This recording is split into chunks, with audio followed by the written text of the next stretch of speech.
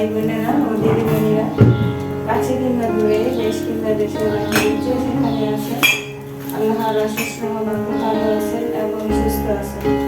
আমিও আলহামদুলিল্লাহ। এই তো আপনাদের মাঝে আবার ফিরে এসেছি নতুন দিনের নতুন একটা ভিডিও নিয়ে। আশা রাখতেছি আমার আজকের ভিডিওটিও আপনাদের কাছে ভালো লাগবে ইনশাআল্লাহ।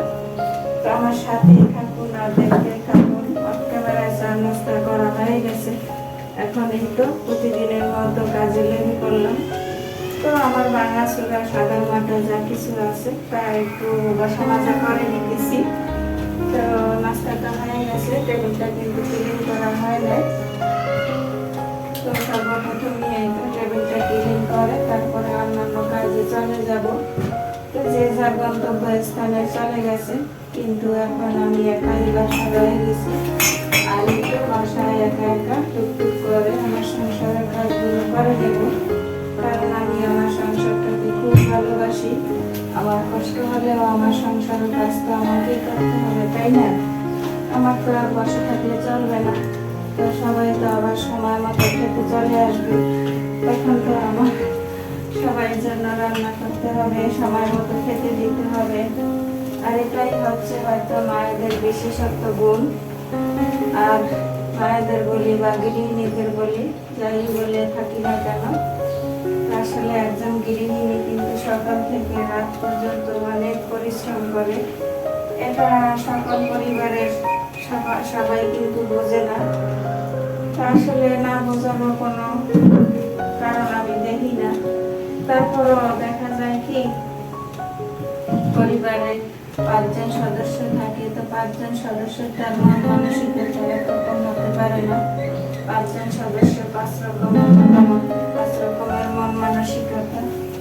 তো সেই জায়গা থেকে আসলে আমরা যে গৃহিণীরা আছি, যে ঘরে কর্তা বা কর্ত্রী, তো সব দিক থেকে তাদেরই কিন্তু অনেকটা স্যাক্রিফাইস করতে হয়। আর এই স্যাক্রিফাইস করতে করতেই হয়তো একদিন আমরাও এই দুনিয়া থেকে চলে যাব।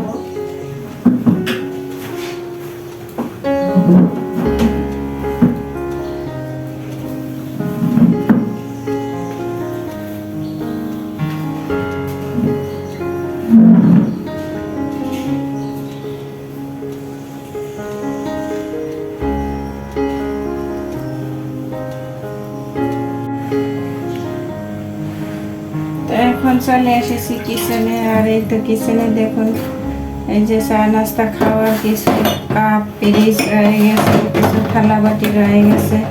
তো এগুলো এখন ক্যামেরায় দিয়ে মুছে নেব আর কি। তো আসলে আমরা গৃহিণী, আমরা না চাইলেও, শরীর খারাপ লাগলেও দেখা যায় কি বাধ্যতামূলক অনেকগুলো কাজ করতে হয় সংসারের, কারণ করার কিছু থাকে না। ওই যে বললাম না, সময় মতো আবার সবাই খেতে আসবে, তাদেরকে খেতে দিতে হবে। তো যেই বাবা সেই কাজারি, তাদের জন্য তাদের কথা ভেবে নিজের শরীর হাজারো খারাপ লাগলেও সংসারের কাজগুলো করে নিতে হয়। করার কিছু থাকে না, আর বলারও কোনো লোক থাকে না। তো আসলে কি, নিজের ব্যক্তিগত কথা বা কষ্ট দুঃখ অন্যের কাছে বলে কোনো লাভ হয় না আমি মনে করি, বরঞ্চ ক্ষতিটাই হয়ে যায়। আপনি দেখা যায় মনের কষ্টে দুঃখে একজনের সাথে একটা কথা শেয়ার করেছেন, সে আবার সময় সুযোগ বুঝে আপনাকে উল্টো আঘাত করে দেবে। তাই আমার মনে হয় না বলে নিজের মধ্যেই নিজের কষ্টটাকে চাপিয়ে রাখা উচিত। বা দেখা যায় কি, সব মানুষ তো আর একরকম না যে এখন আর আমার মনের মতো হবে বা বিশ্বাসযোগ্য হবে। হয়তো দেখা যায় তার সাথে আপনার আমার মনের কষ্টগুলো শেয়ার করতে পারি, তবে সবার সাথে না। তো আজ অনেক কথাই বলে ফেললাম। আমার আপুরা, ভাইয়ারা, দিদিমণিরা, জানি না এই পর্যন্ত আমার সাথে কে কে আছেন। তো প্লিজ দেখার শুরুতেই একটা লাইক দিয়ে পুরো ভিডিওটা দেখে নেবেন। সবাই সবাইকে সাপোর্ট করবেন, তাহলে আমরা সবাই একসাথে এগিয়ে যাব ইনশাল্লাহ। কেউই পিছিয়ে থাকবো না, সবাই সবাই পাশে থাকবেন, সবাই সবাইকে সাপোর্ট করবেন। এটাই হচ্ছে আমাদের মূল লক্ষ্য। আমরা যদি একে অপরকে সাপোর্ট করি তাহলে আমরা ইনশাল্লাহ সবাই এগিয়ে যাব। হয়তো 2 দিন আগে আর পরে এই হচ্ছে ব্যবধান, কিন্তু কেউই থেমে থাকবো না, ইনশাল্লাহ সবাই এগিয়ে যাব। এখন এই তো এগুলো আমি ধুয়ে নেব অফ ক্যামেরায়। মোটামুটি হাতের কাজগুলো সেরে বারান্দায় একটু আসলাম গাছগুলো দেখার জন্য। কারণ কি জানেন, গতকালকে রাত্রে অনেক বৃষ্টি হয়েছে, বলার মতো নয়, একেবারে মনে হচ্ছে যেন ভরপুর বর্ষা। আর এই যে দেখুন ছোট ছোট যে গাছের চারা গজিয়েছে, এগুলো হচ্ছে নীলকণ্ঠ গাছের চারা। নীলা নিপা কিছু নীলকণ্ঠ ফুলের বিচি এনেছিল, তো সেগুলি আর কি এটার ভিতরে রেখে দিয়েছিল। আর মাশাআল্লাহ এই তো ধীরে ধীরে গজিয়ে গেছে।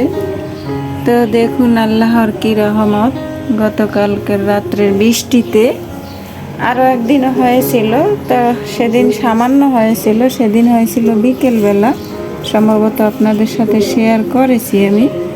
ততটা বেশি নয়, কিন্তু গতকালকে যে এত পরিমাণে বৃষ্টি হয়েছে মাশাআল্লাহ। এই তো আমার বেলি ফুল গাছটা সুন্দর সুন্দর এই যে ডাল গজিয়েছে। তো এটা নিজের থেকেই ডাল গজায়, আবার নিজের থেকেই রুক্ষ সূক্ষ্ম হয়ে যায়, তো এটার ব্যাপারটা কিন্তু আমি বুঝি না। তো আমার মাধবীলতাটাও এরকম, মাধবীলতাটা একবারে শুকিয়ে মরে যায়, শুধুমাত্র গোড়াটুকু বেঁচে থাকে। তো সেটা আবার নিজে থেকে এই বর্ষাকাল হলে আবার একটা লতা বের হয়, একটা মাত্রই লতা বের হয়, আর লতাটা বিশাল লম্বা হয়ে যায়। তো একটা অলৌকিক ব্যাপার আমার মনে হয়। তো এক রাত্রে বৃষ্টিতে মাশাআল্লাহ গাছপালার চেহারা খুব সুন্দর হয়ে গেছে আমার মনে হলো। আর এই সময় একটু বৃষ্টির দরকারও ছিল, কারণ কি অনেক ফসলাদি কিন্তু নষ্ট হয়ে যাচ্ছে, ফল ফ্রুট তেমন একটা বড় হচ্ছে না। তো এই সময়টা কিন্তু উপযুক্ত সময় বৃষ্টির জন্য, ফল ফ্রুটের জন্য বৃষ্টিটা। তো এর থেকে বেশি হলে দেখা যাবে আবার ফল ফ্রুটগুলো নষ্ট হয়ে যাবে, বা যে ফসল আছে খেতে ওইগুলো নষ্ট হয়ে যাবে। তো আমি মনে করি এতটুকুই আলহামদুলিল্লাহ। তারপরও আল্লাহর উপরে তো আর কোনো হাত নেই, তো উনি যা ভালো মনে করবেন তাই তো করবেন আমাদের জন্য, আর সেটাই আমাদের আলহামদুলিল্লাহ বলতে হবে। তো বারান্দা বাগানে একটু সকাল বিকাল না আসলে ভালো লাগে না। মাশাআল্লাহ এই গাছগুলো কিন্তু অনেকটা সুন্দর হয়ে গেছে। আর এই যে ক্যারেটের মধ্যে যে যত কিচেন ওয়েস্ট ফেলেছি, তার সাথে তো অনেক রকমের বিচি পড়েছে, যেমন কুমড়ো বিচি, তারপরে করলা, টমেটো, এই যে এগুলো এখন নিজের থেকেই গজিয়ে যাচ্ছে।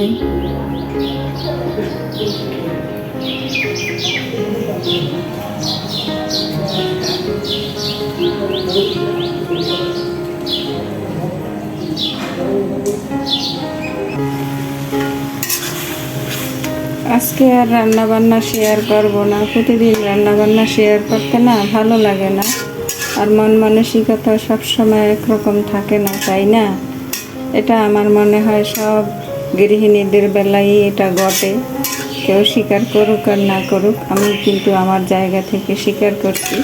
সবসময় কিন্তু আমাদের মন মানসিকতা একরকম থাকে না, আবার কাজকর্ম রান্নাবান্না সব কিছু কিন্তু করতে ভালো লাগে না, আবার ক্যামেরা বন্দি করতেও ভালো লাগে না। তো ওই যে বললাম শুরুতেই, তো কিছু কিছু কাজ করতে হয়, ওই যে পরিবারের সবাই কথা ভেবে।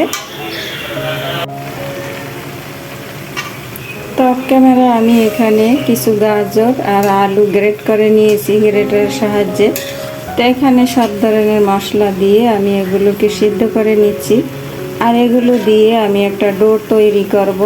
তো সাথে কিন্তু আটাও মিক্স হবে, কোনো ময়দা না, আমি আটা ব্যবহার করব। তা আমার ভিডিও যারা দেখে তারা তো অবশ্যই জানে আমার হাতের কাছে বা আমার ঘরে যা কিছু থাকে তাই দিয়ে আমি কিন্তু সকাল বিকালের নাস্তাটা তৈরি করার চেষ্টা করি বা করে থাকি। সেটা তো সবাই জানে কম বেশি। তো আজও সেটাই করছি, এই যে কাজের ফাঁকে এই যে বিকেলের জন্য একটু নাস্তা তৈরি করে নিচ্ছি, আর সেটাই আপনাদের সাথে শেয়ার করছি। আজকে কিন্তু আমার মন গড়া আমি নাস্তাটা তৈরি করব। আসলে জানি না কেমন হবে বা কারো কাছে ভালো লাগবে কি না। তো কারো কাছে ভালো লাগবে, আবার কারো কাছে ভালো নাও লাগতে পারে, আর এটাই হচ্ছে স্বাভাবিক। তো যার কাছে লাগবে লাগবে, আর ভালো লাগবে তো লাগবে, আর যার কাছে ভালো লাগবে না তো লাগবে না, তো সেখান থেকে করার কিছু নেই। তো এই আর কি। তো ঘুরিয়ে ফিরিয়ে চেষ্টা করি বিভিন্ন রকমের নাস্তা তৈরি করার জন্য, কারণ সবসময় তো একই আইটেমের নাস্তা খেতে ভালো লাগে না আমাদের কাছে। তো সেই জায়গা থেকে আমি আমার সামর্থ্যের মধ্য থেকে আমি ঘুরিয়ে ফিরিয়ে নাস্তাগুলো বানিয়ে থাকি। তো রান্নাবান্না কিন্তু অফ ক্যামেরায় চলছে। রান্নাবান্না ওই যে বললাম না, আজকে আর শেয়ার করবো না। তো এই গাজর আর আলু কিছুক্ষণ সিদ্ধ করে নিয়ে তারপরে আমি কিছু আটা মিক্স করে ডোটা তৈরি করে নেব।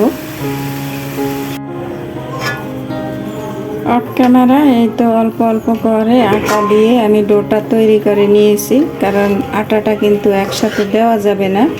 তা আসলে এটা আমি ক্যামেরা বন্দি করতে পারলাম না। আশা করি আমার আপুরা অবশ্যই বুঝে নেবে। তো এখন ঠান্ডা হলে আমি নাস্তাগুলো বানিয়ে নেব। দেখেছেন আমি কি ভুলো মন বলবো না কি বলবো আমি নিজেও জানি না। আমি কিন্তু ক্যামেরাটা অন রেখেই কাজ করছিলাম, কিন্তু ক্যামেরা কিভাবে বন্ধ হয়ে গেল আমি টেরই পেলাম না। তা আমি কিন্তু এই যে নাস্তা রেসিপিগুলো কাবাব শেপে বানিয়ে নিলাম। তো কাবাব শেপ দিয়ে যখন বানিয়েছি আমার এই মন গড়া নাস্তা, তখন আমি এই নাস্তাটার নাম দিয়েছি আলু গাজরের কাবাব। কেমন হলো বলুন তো? আর এই তো এখন নাস্তাগুলো ভেজে নেওয়ার জন্য আমি একটা ফ্রাই প্যানে এই দেখুন অল্প পরিমাণে তেল দিয়েছি। তেলটা গরম হয়ে গেছে, এখন নাস্তাগুলো এক এক করে দিয়ে আমি ভেজে নেব। তো বিসমিল্লাহ করে দিয়ে দিচ্ছি। তো আসলে কি আমরা ঘরে থাকা উপকরণ দিয়ে চাইলে যে কোনো নাস্তা একটু বুদ্ধি খাটিয়ে বানিয়ে নিতে পারি, এতে করে স্বাস্থ্যসম্মত খাবারও হয় আর খাবারটা খেতে বেশ তৃপ্তিও লাগে। তো আমার ছেলে মেয়েরা তো আমার হাতের নাস্তাই বেশিরভাগ পছন্দ করে, ওরা বাহিরের কোনো জিনিস খেতে চায় না।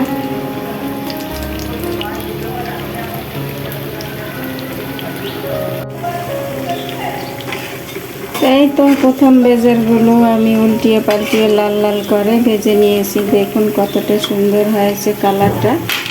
চাইলে আপনারাও এভাবে বানিয়ে খেতে পারেন, আর এগুলো খুবই মুসমুসে হয়। এই যে আমি এখন এই তো প্রথম বেজ নামিয়ে নিচ্ছি, তারপর আবার দ্বিতীয় বেজ দিয়ে দেব। তা আসলে চাইলে আমরা একটু কষ্ট করলে বা পরিশ্রম করলে ঘরে থাকা উপকরণ দিয়ে যে কোনো নাস্তা বুদ্ধি খাটিয়ে বানিয়ে নিতে পারি। এতে করে বাচ্চারাও অনেকটা খুশি হয় আর খেতেও বেশ ভালোই লাগে। তো এইভাবে করে আমি সবগুলো কাবাব ভেজে নিতেছি।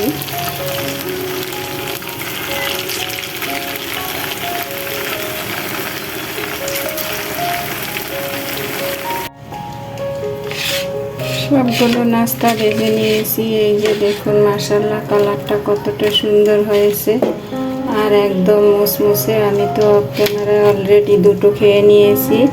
তো আপনারাও চাইলে এভাবে ট্রাই করে দেখতে পারেন, মন্দ না, ভালোই একদম কাবাবের মতোই। তো আমি আগেই বলেছিলাম ডোটা তৈরি করার সময় যে এখানে আমি সব ধরনের মশলা কিন্তু দিয়ে দিয়েছি, তাই তো কাবাবের মতোই লাগছে। যদিও কাবাব না, তারপরও কাবাবের মতোই, কাবাবের থেকেও আর স্বাদে গন্ধে কোনোটাই কিন্তু হেরফের নেই।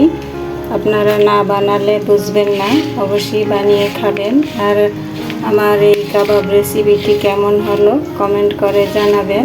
আমার ভিডিওটি আজ এই পর্যন্তই, দেখা হবে আবার নতুন কোনো ভিডিওর মাধ্যমে। সেই পর্যন্ত সবাই ভালো থাকবেন, সুস্থ থাকবেন, নিরাপদে থাকবেন। সবাই সবার জন্য দোয়া করবেন। আল্লাহ হাফেজ। আসসালামু আলাইকুম রাহমাতুল্লাহি ওয়া বারাকাতুহু।